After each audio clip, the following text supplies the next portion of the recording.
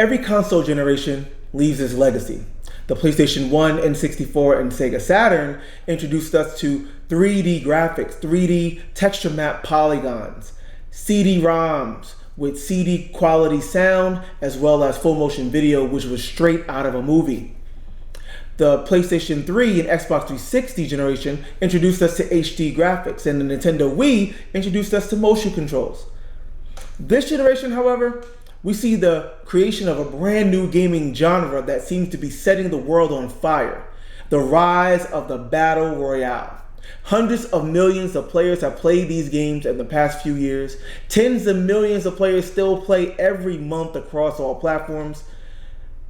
But why? Why? Why are these games so damn popular? Is it really deserving of all the praise and the high player counts? Are these games really as fun as people make them out to be? And if so, why can't I seem to get the same enjoyment that millions of other players are? Is it because there's a generational gap here and these new games appeal to the millennials and I'm just too old? Or are these games just really not that fun when you break them down? Let's discuss.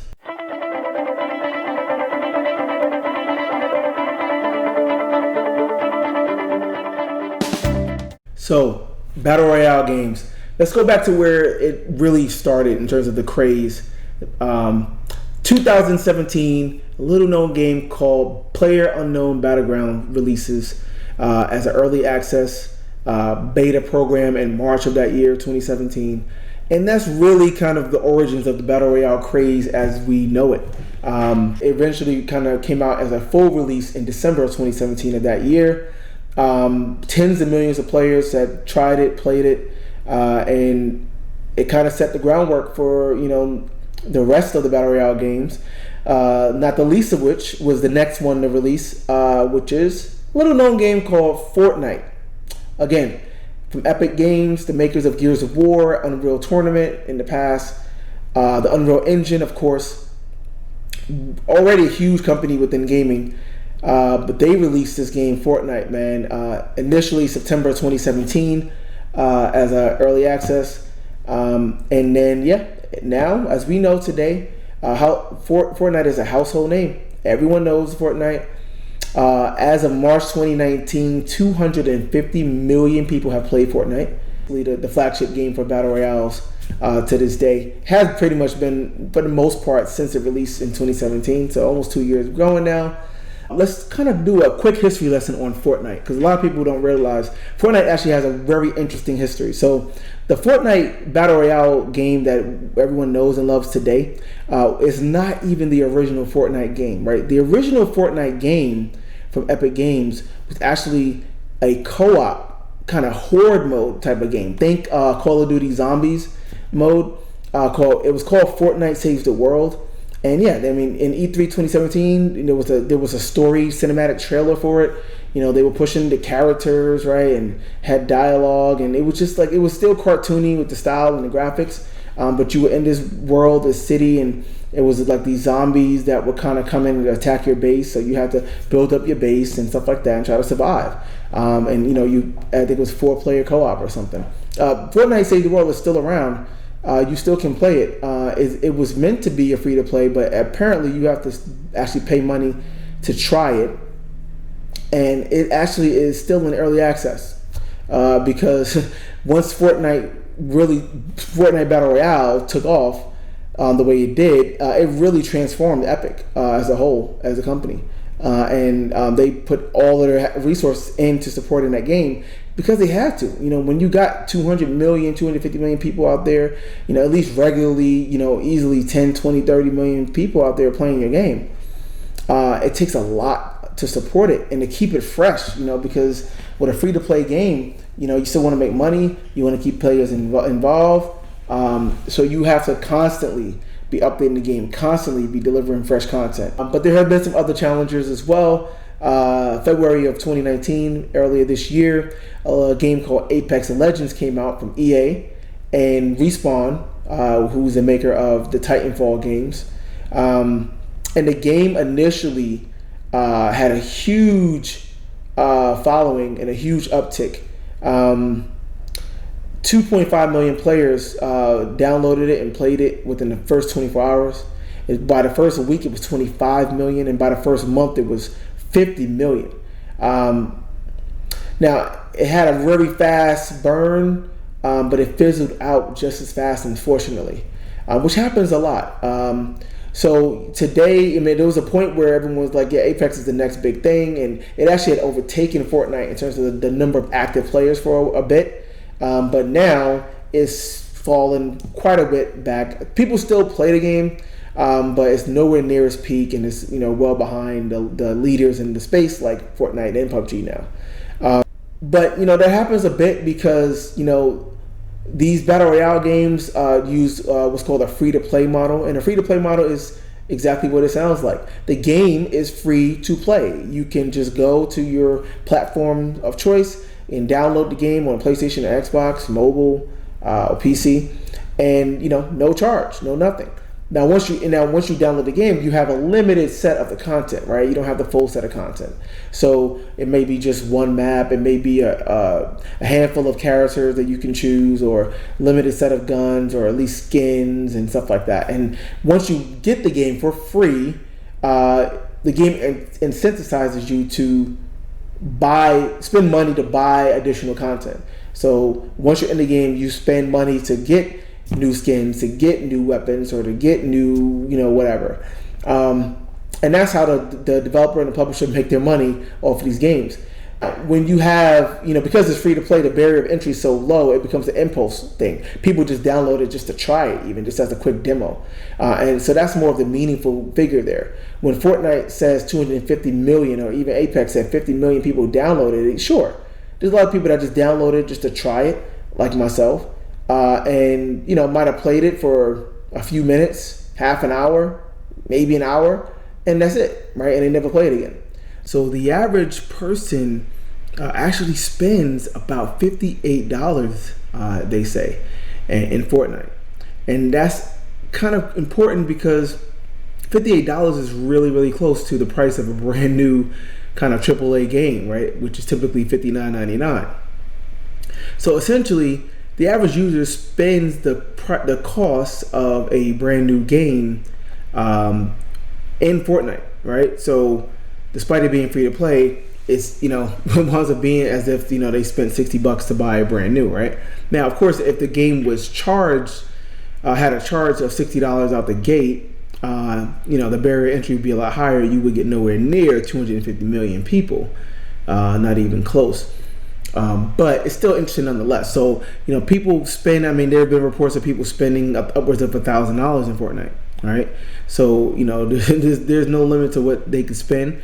That's how these companies rake it in. The free-to-play model means that they can reach a lot more people. Once somebody tries it, they're in the game. So you at least have an opportunity to grab them and keep them there. And again, with 250 million, even if you did 10% of that at 25 million, that's still a blockbuster. That's one of the best-selling games, of the year for sure. If a game had, had a 25 million, so, and that's only just 10%. Maybe even 5%, man. Even 12 million, would be mega, right? That's a huge deal, huge game. And you have 12 million people spending $60. Yeah, that's a lot of money. So the free-to-play model is the answer to my question earlier in my intro of why are these games so popular? Well, that's one obvious, simple reason, right? It's because they are free to at least try. Now, of course, once you try it, to have the numbers of players that are still playing these games, it has to be fairly engaging, fairly interesting. After Apex, Fortnite, and PUBG, those kind of are probably the three stars of the Battle Royale, but there's been a ton. Of course, every genre. Shooters are obviously common. Car combat games like Not My Car. Adventure games, third-person games like Dying Light, Fallout 76, which they just announced the Battle Royale mode at E3 this past year, June 2019. And even big guns like Battlefield 5 added a Battle Royale mode called Firestorm earlier this year. I want to say it was March. And Call of Duty Black Ops 4 had a Battle Royale mode called Blackout. At one point, after PUBG and Fortnite really blew up, it seemed like, again, everybody was going to jump on the bandwagon. Every publisher wanted to, have a piece of the pie. And, there were rumors of every game almost coming out with a Battle Royale mode, right? I mean, everything from Metal Gear Solid Battle Royale to Assassin's Creed Battle Royale. You know, I mean, it was kind of getting silly.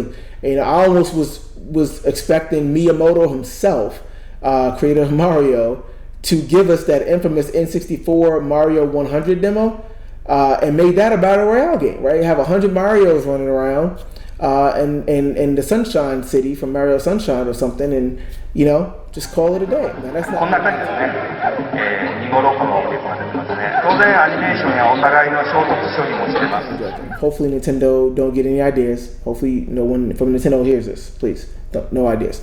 But fortunately, a lot of developers, you know, initially kind of caught onto the wave, but then they kind of realized, wait a minute, Battle Royale games, they have a time and a place. There's certain genres that work, certain type of games that work, but not everything works, you know, perfectly with that. So we don't have to do it for everything. And they kind of backed up a little bit, you know, and the number of titles that you heard about that were coming out with Battle Royale was a lot more limited. But what is my issue with Battle Royale? Why can't I seem to really get the enjoyment? But I know that part of it is the fact that these games just aren't that fun and aren't that good in certain cases. Now let me explain. The concept of gameplay, right, as a word, gameplay comes first, and you know you want a game to have good gameplay. That implies something very simple, that you actually are playing the game. So you have your controller in your hand, or you have your PC mouse set up, or whatever it is, or your phone, and you're doing something to interact with it. You're clicking buttons, right, to interact with the game to make things happen. You're playing the game. That's gameplay. Well, Battle Royale games don't really do that, in my experience. And in fact, they actually kind of go against the whole concept of gameplay. And let me explain. Here was my initial experiences with my first few times of trying the game. I would go into the menu. I'm in the lobby. There's always a character editing section, which I'm new to the game. I don't have anything to customize or to add, so not much to do there. I go and try to find a match to play. The game, you know, the matchmaking service tries to find a match, so I'm waiting. The match is found, I'm waiting. I'm in the loading screen, I'm waiting. Some games have like a pre-launch type of like sandbox thing where you can just kind of roam around. I think Fortnite has this. Now my car had that. You just kind of roam around. You're not really playing yet. You can't like kill anyone or do anything. You just kind of roam around and swing your weapons or whatever for a few seconds. I don't really understand that, but okay. But then from there, it goes into the infamous Halo jump, airplane launch. Why does every Battle Royale game like have to launch out of start with a launch from an airplane? I mean, is that like a requirement in the Battle Royale design document somewhere?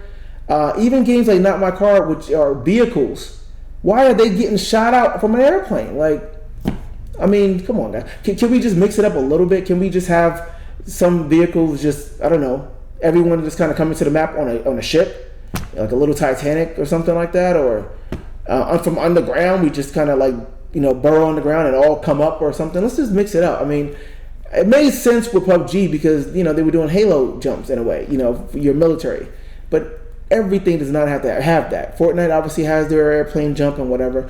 Now part of it is because, yeah, you want players to have the time and the option and the freedom to select where they want to start in the map. And part of the little mini game is launching from the airplane and, you know, navigating to a certain part of the map where you're away from other players, or maybe you're near other players or whatever, so you can try to find your loot, because you always start with nothing. So you have to land in the map and find weapons and items and whatever, right? I get it, but I mean, it just seems kind of silly to me. It's kind of a weird trope, but whatever. I digress.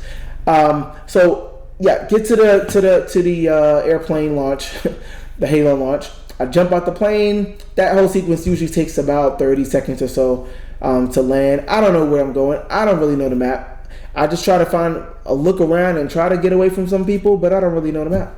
And I land somewhere, and in the first few times in PUBG and in Fortnite, I'm roaming around, running around, trying to find a weapon, trying to find a gun or something, a bat or whatever. And within a minute, I get killed without even knowing who killed me, where they're from, because they just like sniped me from across the map or something. And that's it. And you have two choices at that point. You can either exit the game and go back to the lobby and do that whole thing again, or you can stay in the game and spectate. Watch everyone else, including the person that just killed you, play the game and finish up the match, which can take 20 minutes in some cases or more. Anyone see a problem with that? It's not gameplay.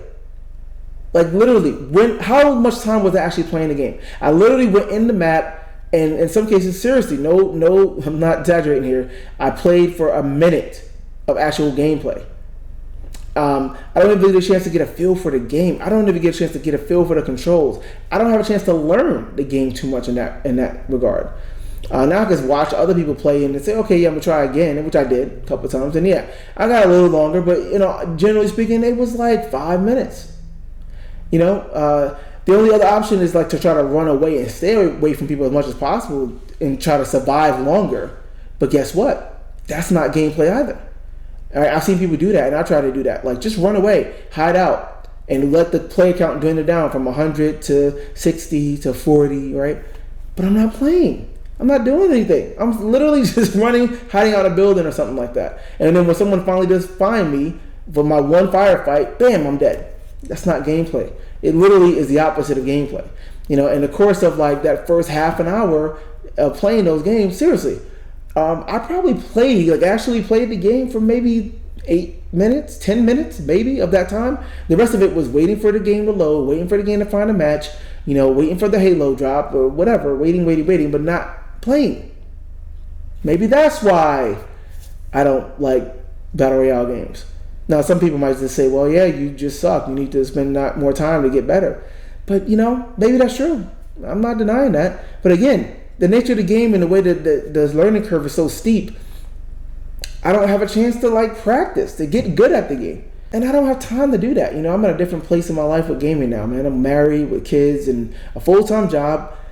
I'm lucky to have time to game at all. I don't have hours and hours to just sit there and keep dying to try to learn a map. That's just not my idea of fun. Now, granted, you're talking to someone who buys Call of Duty games for the single player campaign. But I don't know. That's my issue with it. So I don't know if I'll ever warm up to it. Again, I've tried though. I'm not saying this over ignorance. I've tried almost every Battle Royale game out there. Not all of them, but most of them. Again, it's just weird because they're always the same. They have the same tropes, like I said. They all, have an arena that closes in slowly, firestorm, the fire from the outside is kind of coming in. And again, I get it from a design standpoint. They need to do that. They do that to make sure that the matches don't last infinitely. If people are just not fighting and escaping or hiding out, eventually they got to do something, right? So the arena gets smaller and smaller to encourage them to actually engage each other, so make sure that the match will actually end. I get it, but it just seems weird. Everything, every genre, you got fantasy characters drop, that cast spells dropping out of something in the sky, the land, and it's come on. I don't know, but that's my issue with it. So it's not going anywhere. I'm sure that they'll be around a long time. Obviously, a lot of people enjoy them to death, which is fine. It's fine. In fact, I actually think it's going to get even bigger because next gen, the technology improvements actually maps very well to the Battle Royale games, right? Much more powerful CPU, can push more players in the map, more dynamic events, better simulation, stuff like that, better network code, stuff like that. More memory, of course, means bigger maps, more players, etc. Of course, the graphics will get better with the GPU, but also the SSD drives that'll be standard. Much faster loading, so much less pop-in. Everything is a lot more seamless. We'll see Battle Royale games go from 100 players now to 1,000 players easily next gen. We'll see the map go from 8 kilometers by 8 kilometers to 50 kilometers or even 80 kilometers or something like that, 100 kilometers. Huge maps with thousands of it's possible. It's possible with with the technology advances. And that would just blow the whole Battle Royale, genre up. That's all for me for now. Let me know what you think. Am I just getting old and do I just suck and that's it? Let me know what you think about Battle Royale games. I know for a fact there's a lot of people that play them religiously for hours and hours on end. What is it that you love about the genre? And what do you think that I should do to warm up to it better? So just let me know in the comments. Please, if you haven't already, subscribe to the channel. Check out the rest of the videos on the site. And until next time, thanks a lot for listening. Appreciate you. Talk to you soon.